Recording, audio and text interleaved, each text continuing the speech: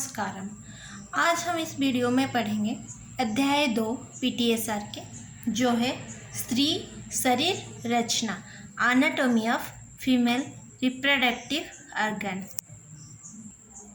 पहले इस अध्याय में आज हम पढ़ेंगे कि श्रोणी, जिसे हम मॉडर्न साइंस में बोलते हैं पेल्विस, श्रोणी रत्रे उरसंधे रधस्तात स्मरमंदिरोपरितनः विभागः, जो कि डलहन के रेफरेंस से आया है।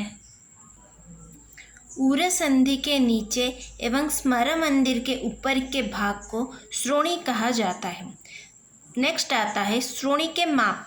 श्रोणी के माप पुरुष उरह प्रमाण विस्तीर्ण स्त्री श्रोणी। स्त्री के श्रोणी का जितना प्रमाण होता है उतना ही पुरुष का उर के प्रमाण के समान होता है। अष्टादश अंगुली विस्तीर्णम उरह। स्त्री का उर अष्टादश अंगुल प्रमाण होता है। तत्प्रमाण पुरुषस्य कटी। स्त्री के उर के प्रमाण के समान पुरुषस्य कटी, पुरुष के कटी होता है। इसका रेफरेंस सुश्रुत संहिता से आया है। तो पुरुष के उर स्त्री के श्रोणी के प्रमाण के समान होता है और स्त्री का उर पुरुष के कटी के प्रमाण के समान होता है, जो कि 18 अंगुल होता है।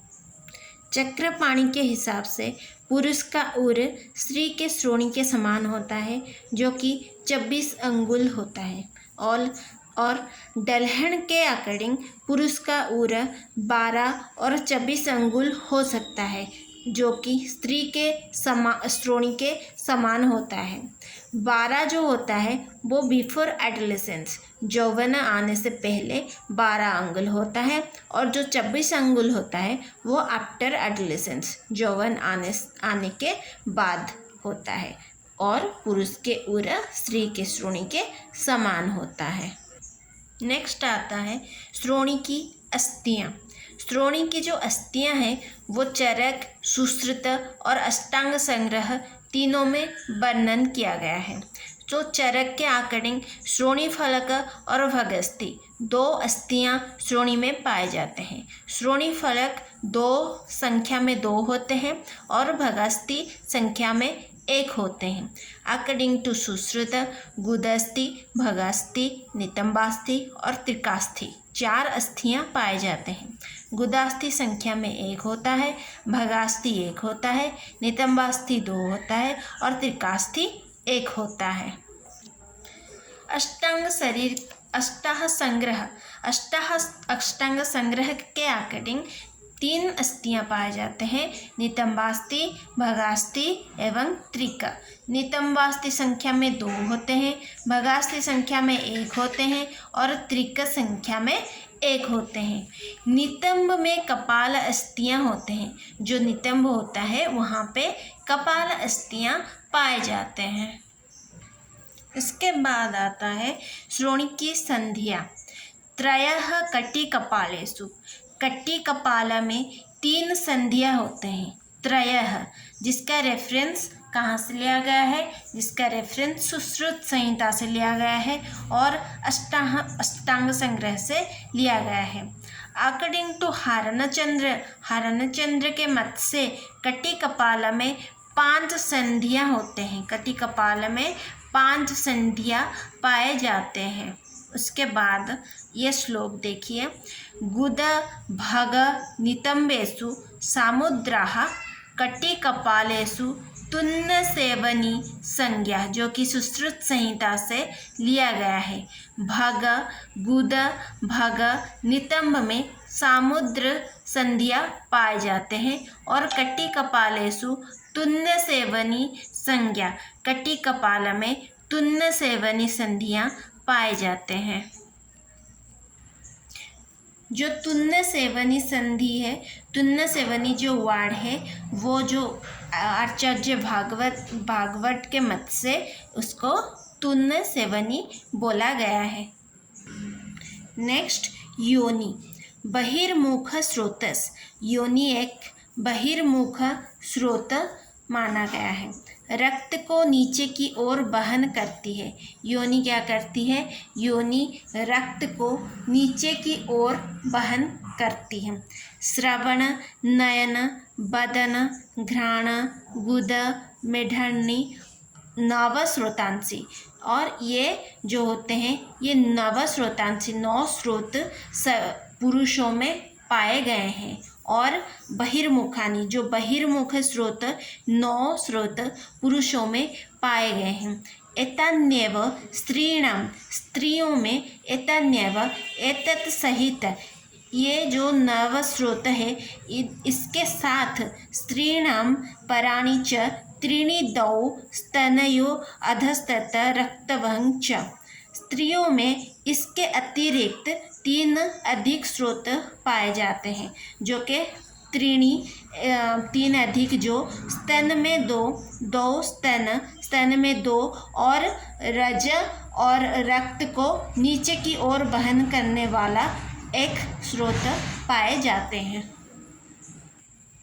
पुरुषों में 9 बहिर्मुख स्रोत पाए जाते हैं और स्त्रियों में 9 प्लस 2 स्तन में और एक रक्त और रज को नीचे की ओर वहन करने वाला 2 स्रोत एक स्रोत मिलता है।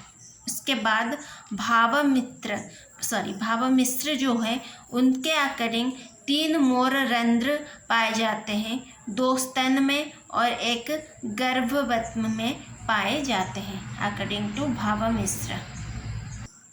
इसके बाद हम पढ़ेंगे योनि की आकृति।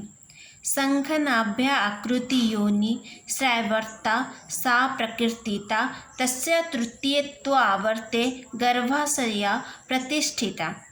ये रेफरेंस आया है सुश्रुत संहिता शारीर स्थान से ये रेफरेंस लिया गया है। तो शंखनाभ्य आकृति योनि श्रैवर्ता, स्त्रियों की जो योनि होता है उसकी आकृति शंखनाभ्य के आकृति शंखनाभि के आकृति होता है।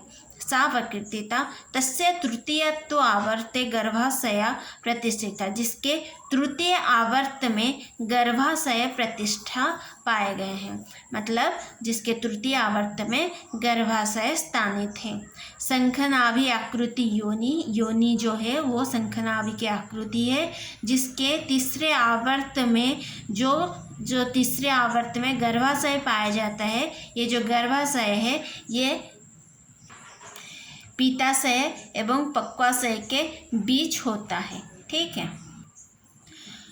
तो उसके बाद हम पढ़ेंगे योनि की नाड़ियाँ एवं उसके फल। योनि की नाड़ियाँ में आते हैं ये जो श्लोक भाव प्रकाश से लिया गया है। तो मनोभवागार मुखे अवलानां तिस्रे भवन्ति प्रमदा जननां समीरणा चंद्रमुखी च गौरी विशेषम सामु वर्णयामि। तो जो मनोभवागार मुखे अर्थात मनोभवागार अर्थात भावमिश्र के अकॉर्डिंग आचार्य भावमिश्र के अकॉर्डिंग मनोभवागार अर्थात योनि को लिया गया है। मनोभवागार मुखे अवलानां तिस्रे भवन्ति प्रमदे जनानां। तो जो मनोभवागार है वहाँ उसमें 3 प्रधान नाड़ियाँ पाए गए हैं। समीरेणा चंद्रमुखी च गौरी विशेषमासम वर्णयामि। जो समीरेणा चंद्रमुखी और गौरी 3 नाड़ियाँ हैं वहाँ पे पाए गए हैं। उसके बाद प्रधान भूता मदन पत्रे समीरणा नाम विशेष नाड़ी। जो मदन पत्रे अर्थात जो मदन पत्र अर्थात जो भगशिष्णिका है मदन में जिसको बोलते हैं क्लाइटोरिस, वहाँ पे समीरणा नाम नाड़ी पाया जाता है। तस्य मुखे यत् पतितं तु वीर्यं तन्निष्फलं स्मादित चंद्रमौली है।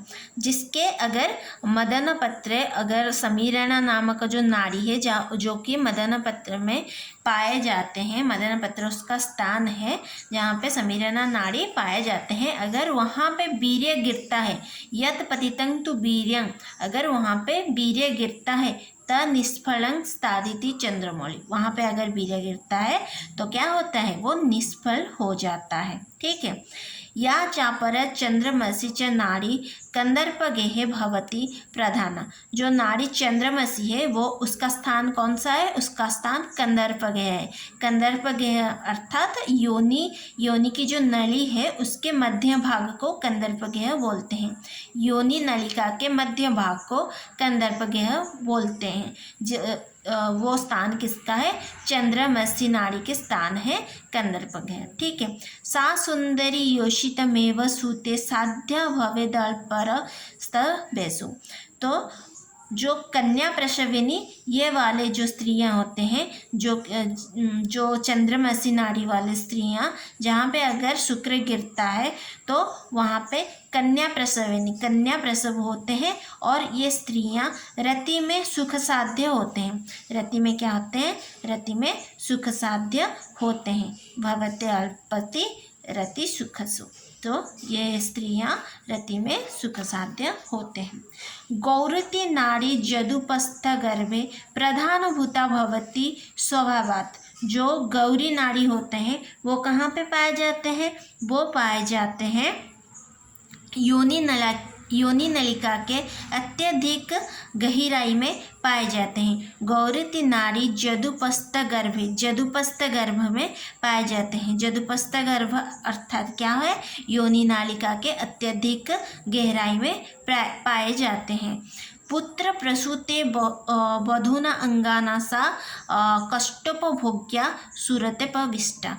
ये जो स्त्रियां होते हैं जिन यहाँ पे अगर वीर्य गिरता है तो ये पुत्र प्रसविनी होता है। अगर इस नाड़ी के पास जदुपस्थ गर्भ में अगर वीर्य गिरता है तो ये स्त्रियां पुत्र प्रसविनी होते हैं और कष्टोपभोग्या होते हैं, यानी अधिक रति से संतुष्ट होते हैं। तो नोट में अब देखते हैं, योनि की नाड़ियाँ आचार्य भाव मिश्र योनि को मनोभवाकार संज्ञा दिए हैं। जो आचार्य भाव मिश्र है वो योनि को मनोभवाकार बोले हैं। ठीक, उसके बाद ये एक टेबल है। प्रधान नाड़ी यहाँ पे आते हैं समीरना, चंद्रमसी, गौरी। समीरना नाड़ी का स्थान है भगससनिका और मदन पत्र, स्मरात पत्र भी उसे बोलते हैं, जिसको मॉडर्न साइंस में बोलते हैं क्लाइटोरिस। अगर वहाँ पे वीर्य गिरता है तो वीर्य निष्फल होता है। ठीक है। उसके बाद आता है चंद्रमसी नाड़ी, जिसका स्थान है कंदर्पगेह, जो कि कंदर्पगेह अर्थात योनि नलिका के मध्य भाग। अगर यहाँ पे वीर्य गिरता है तो ये स्त्रियाँ कन्या प्रसविनी होते हैं और ये स्त्रियाँ रति में सुख साध्य होते हैं। उसके बाद आता है गौरी नाड़ी, जिसका स्थान उपस्थ गर्भ में होता है, अर्थात योनि नालिका की अत्यधिक गहराई में ये नाड़ी पाए जाते हैं। और यहाँ पे अगर शुक्र गिरता है तो ये स्त्रियाँ पुत्र प्रसविनी होते हैं और कष्टोपभोग्या होते हैं। कष्टोपभोग्या अर्थात अधिक रति से संतुष्ट होने वाली स्त्रियाँ। ये था आज का वीडियो। नेक्स्ट वीडियो में हम इसका पार्ट 2 वीडियो बना के डालेंगे। आप पार्ट 2 जाके इस चैप्टर का पूरा आयुर्वेदिक पार्ट देख लीजिएगा। Thank you so much.